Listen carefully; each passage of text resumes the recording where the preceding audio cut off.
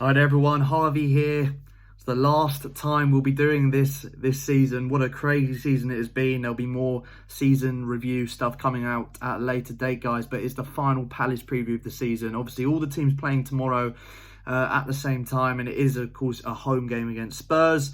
Nothing on the line for us, but Spurs, I think, well, Europa League can be confirmed for them, so they still need to get a win to confirm that, or at least a playoff spot. I think a win, and the way Wolves are set up, and whoever loses out with Leicester, Man United, Chelsea, I think it's set up for Spurs to get that qualifying spot for the Europa League in 7th. So they want to get the win and make sure they get that. For us, obviously, everything's done.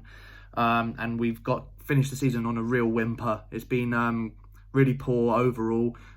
Some good glimpses, but glimpses at best. You know, I'm not going to try and make it sound better than it actually is. There's big things that need to be addressed this summer.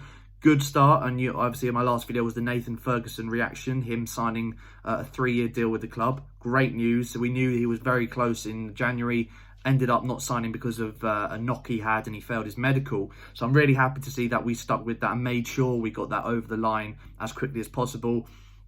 News coming out of the club today, actually, and again, if things progress as quickly as they say they are, we'll be doing a video on this very shortly. Danny Loader, who's just left Reading. He's just finished his contract at Reading. Striker, we were linked with him when he was at Reading, and it looks like things have progressed really quickly, and we could be announcing as soon as Monday signing Danny Loader on a 3-year deal. A young striker, can play across the front three. Again, a good player who I think is ready to step up to Premier League level, or at least have a chance at Premier League level. There's always a risk when you get these Championship players coming up. Are they going to be good enough? Will they deliver? Because we need players to deliver, especially with Will potentially leaving. But Danny Loader, there could be a video coming out soon on him, guys. Stay tuned for that. So there's good news coming out of the club here at the end of the season, at the end of the day. There's still going to be big question marks over Roy and whether he will carry on for next season. At this point, I think he probably will. I can't see Parish necessarily getting rid of him at the moment, but who knows what will happen. We'll have a quick and crazy summer transfer window. Obviously, we're coming back at the 12th of September for next season. But so loads of content coming up, guys, basically. It's never a dull moment with Palace. We all know that. More stuff to come. Looking ahead to this game, as I said, Spurs are something to play for. We don't. You know, normally that means that Spurs are going to batter us.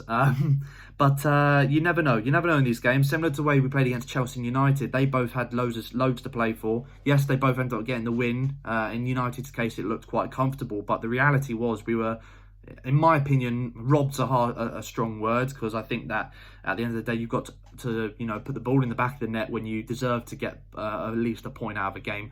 But I think that the refereeing decision didn't help us against United. A couple of poor decisions, and had the ball in the back of the net, but VAR disallowed it. So we've had some good performances against teams that needed wins against us when we didn't have anything to play for. So I think that will be a similar sort of performance, as we saw against United and Chelsea. I think we'll play in a very similar way against Spurs. I can see McCarthy starting in the midfield again. I'd love last game of the season. He did it against Bournemouth last season.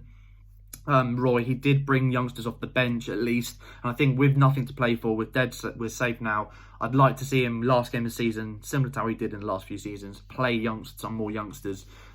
Just last game of the season. Come on, Roy, let's go out on a high note at least. You did it last game. We started Mitchell. I think Mitchell will start again at left back. In fact, if I run through my predicted 11, I am going to go Guaita, Ward, Sacco, Dan, or if it's a big if, but maybe one of the youngsters come in at centre back, maybe Woods. I think Woods would be a great shout. Will Roy do it? No, I'm not sure. Woods has been on the bench for a number of games now since the restart. I'd love to see him come in for like Dan, him alongside Sacco. Or Dan's probably a wiser, more calm head than Sacco, so maybe Dan and Woods would be great, and Mitchell on the left. To have two youngsters in the backfield would be brilliant, a sign of things to come in the future perhaps.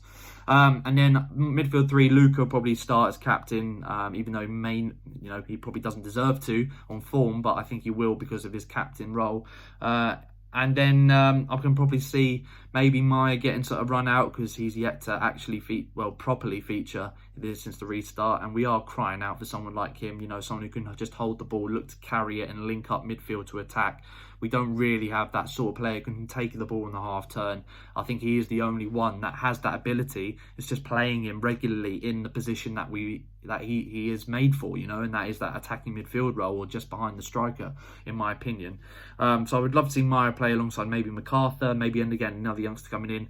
Main thing for me up front, I think Ayew, Zaha and Pierre-Emerick. I'd love to see Pierre-Emerick start just because he deserves to. You know, Mitchell getting this game time now is a sign of, you know, what, you know, and he had a decent game against Wolves. It wasn't amazing, but against Adama Traore, I think he did really well. He couldn't have asked much more from him.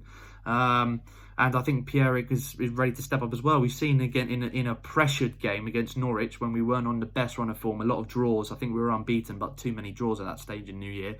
And he stepped up to the plate and he played a major part in the equalising goal. And I think that he's got the bottle to do it. He's experienced Premier League football already. Chuck him in, Roy. There's no, why not? So, as I said, I think we will play in a similar way we did against Spurs, the way we did against Chelsea and United. I think we'll look to play with a bit of tempo. When we play with tempo and pass the ball quickly, we cause teams problems, you know, and I think that is the key to success with us. When our passing accuracy is high, we normally do very well against the top teams. I think we probably got the worst passing accuracy since the restart, in all honesty, though, and that has been one of our major downfalls, is giving the ball away in sloppy areas in the pitch, and it's been our own errors. They're not being errors that have been enforced by the opposition. They've been errors that we've just done out of the blue. The opening goal for Wolves, as brilliantly as it was taken, was all from a mistake from Townsend. No pressure on him, and he just passed it behind Schlupp. So, you know, it's those errors we need to cut out of our game. And if we can cut those errors out and have a good passing accuracy, in my opinion, with the pace we could have in attack and on the counter-attack, and the solidity that we can have against a top team, you know, we do like to sit deep and make it hard and make the teams work against us. Although we have conceded goals, if we get, as I always say, if we get the first goal, our percentage of, you know, points won when we score first is so much higher than when we concede first, because of our lack of goals we score overall in the season. So get the first goal is crucial. If we go 1-0 down, Spurs will win the game. That's all I'm saying. If any Spurs fans are watching, you will win the game if you go 1-0 up. So it's all about that first goal. Let's try and go out on a high, and hopefully, as I've already mentioned, we have a lot to talk about in the summer, and there could be a lot of highs with potential incomings, some young players to add to the team. Danny Loden, 19 years old, Ferguson, 19 years old. There's some great youth that could be coming through, and more videos to come on that, guys. So hopefully we can get through with a good result here, and that will set us up for a positive summer. As always, guys, thank you so much for your support with the videos. Like, share, subscribe, and just in general, thank you so much for your support across this season. It's been tough for all of us. There's been a lot of highs, a lot of lows, but your support has been amazing, and I can't wait to carry it on for the summer and obviously next season when we start on the 12th of September.